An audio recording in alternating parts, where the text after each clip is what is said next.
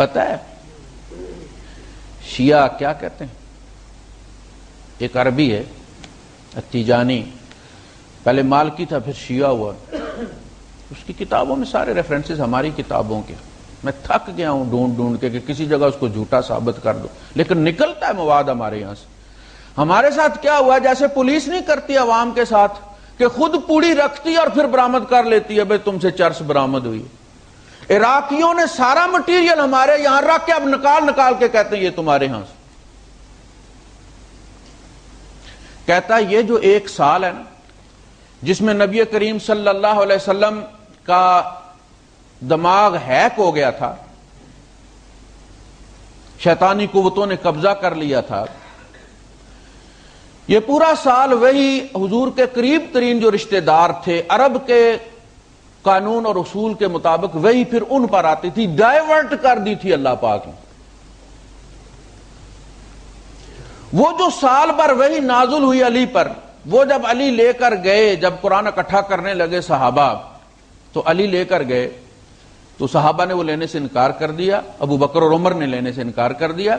اس پہ حضرت علی نے کہا کہ اللہ کی قسم میں تمہارے پاس حق لے کر آیا تھا اور تم نے اس کا انکار کر دیا ہے، اب تم قیامت تک اس کو دیکھ نہ پاؤ گے، اور میں اب یہ قیامت کے دن اللہ کے یہاں ہی فیصلہ ہوگا۔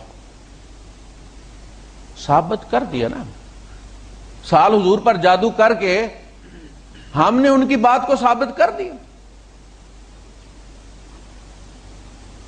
یہاں بلاک ہے وہ ویب سائٹ آنسرنگ اسلام، عیسائیوں کی ہے، اس پہ جائیں تو پتہ چلتا ہے کہ اس حدیث کو اور 6 سال والی حدیث کو موضوع بنا کر انہوں نے پھر کیا کیا اعتراضات اسلام پر کیے۔ سوال یہ ہے، یہودیوں نے ابو بکر پر نہیں کیا، عمر پر نہیں کیا، عثمان پر نہیں کیا، علی پر نہیں کیا، عبداللہ ابن مسعود پر نہیں کیا، عبداللہ ابن عباس پر نہیں کیا، خالد بن ولید پر نہیں کیا، امام بخاری پر نہیں کیا، مسلم پر نہیں کیا، ابو داود پر نہیں کیا، ابو حنیفہ پر نہیں کیا، مالک پر نہیں کیا، اور پوری اسلامی تاریخ میں صرف محمد پر کیا، جس کے بارے میں تمہارا قرآن کہتا ہے ان اللہ و ملائکتہ یصلون علی النبی، ہر لمحہ وہ ہستی اللہ کے درود کے سامنے رہتی، اور اللہ پاک فرماتا ہے فَإِنَّكَ بِأَعْيُنِنَا، اے نبی تو ہماری آنکھوں میں بستا ہے۔ الَّذِي يَرَاكَ حِينَ تَقُومُ، جب تو قیام میں کھڑا ہوتا ہے تو ہم تجھی کو دیکھتے رہتے ہیں۔ وَتَقَلُّبَكَ فِي السَّاجِدِينَ، جب تو سجدہ کرنے والوں میں سے گزر کے جا رہا ہوتا ہے تو ادھر نہیں، ہم تمہیں دیکھ رہے ہوتے ہیں۔ اس ہستی پہ جادو ہو گیا۔ 3 دینار کے عوض لبید ابن عاصم نے 3 دینار لے کے ہمارے نبی کو سال پورا یرغمال بنا کے رکھا ہے۔ باقی پوری اسلامی تاریخ میں 1,40,000 صحابہ نے حضور کے ساتھ حج کیا ہے، کسی پر نہیں ہوا۔ اسی طرح جس طرح پوری اسلامی تاریخ میں صرف ایک ہی لڑکی کا 6 سال کی عمر میں نکاح ہوا اور ایک ہی بندے نے کیا ہے، باقی کسی نے نہیں کیا۔ بالکل وہی بات، ایک ہی بندے پر جادو ہوا ہے۔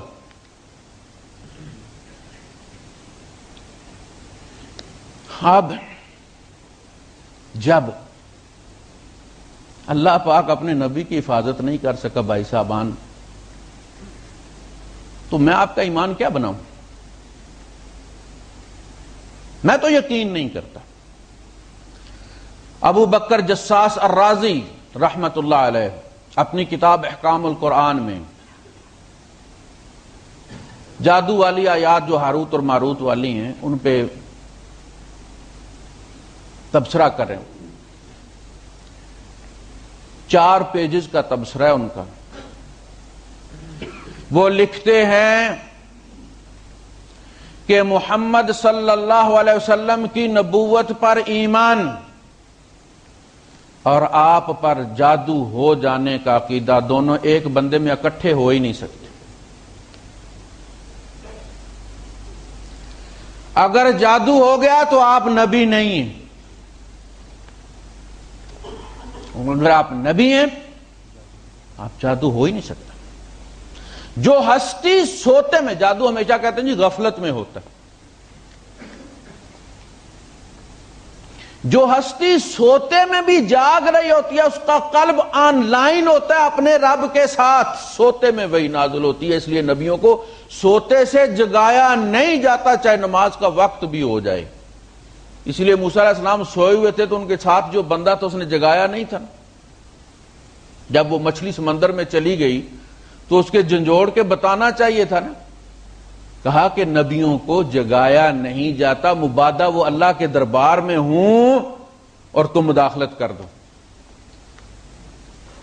جو نبی سوتے میں بھی اللہ کے دربار میں ہوتا ہے اس پر جادو ہو گیا 3 دینار کے عوض۔ انکم لتقولون قولا عظیما، تو چھوٹی بات نہیں ہے یہ، تو مدینے کے بچے بچے کی ہونا چاہیے تھا زبان پر،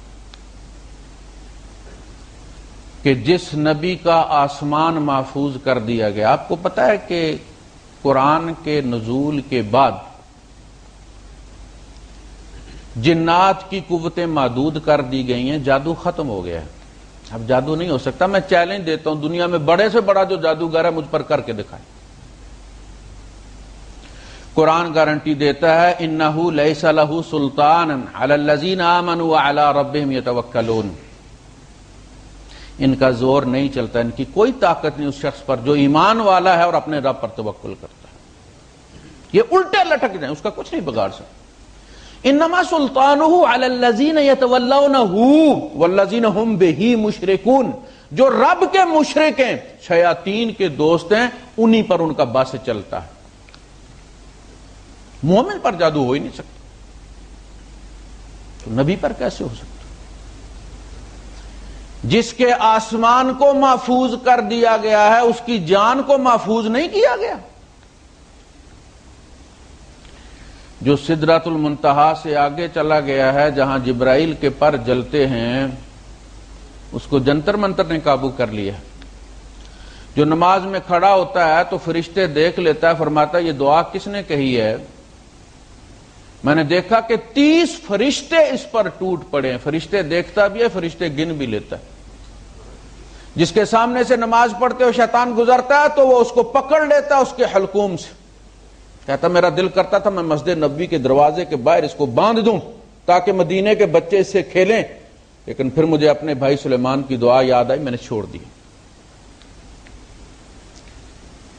جادو کیا ہے؟ جادو شیطانی قوتوں کا غالب آ جانا ہے، ہیک کر لینا۔ جس نبی کے دل و دماغ پر قرآن نازل ہوتا ہے اس نبی کا دماغ ہیک ہو گیا ہے، اور صرف اسی کا وہ، اس کے بعد کسی پر ٹرائی کسی نے کی ہی نہیں۔ چلو جی حضور کا سال بعد، سال 360 دن ہوتے ہیں، اس دوران جو حضور نماز میں بھولتے رہے تو پھر جادو کی وجہ سے بھولتے رہے تھے، ہر چیز مشکوک ہو گئی نا۔ پھر تو ابو ہریرہ رضی اللہ عنہ کی ساری حدیثیں مشکوک ہو گئی، جادو کی کیفیت میں کہی گئی ہیں۔ کان یخیل انہ کان یقول وما قال، وہ خیال کرتے تھے میں نے کہہ دیا جبکہ انہوں نے کہا نہیں ہوتا تھا، خیال کرتے تھے کہ انہوں نے کر دیا اور کیا نہیں ہوتا تھا، خیال کرتے تھے بیوی کے پاس سے ہو آئے ہیں اور نہیں آتے تھے۔ ساری بیویوں کی طرف سے شکایت آنی چاہیے۔ بچے بچے کی زبان پر جادو کا ذکر ہونا چاہیے تھا، اس کے چرچے ہونے چاہیے تھے کہ ڈرو اس سے، یہ بڑی بری چیز ہے، دیکھو نبی پر بھی ہو جاتا ہے۔ ہمارے آپ دیکھیں جو حضرات موحد حضرات، وہ لوگوں کے کلپس ڈالتے ہیں یوٹیوب پر، پھر اس پر تبصرہ کرتے، دیکھو یہ مشرک ہیں، یہ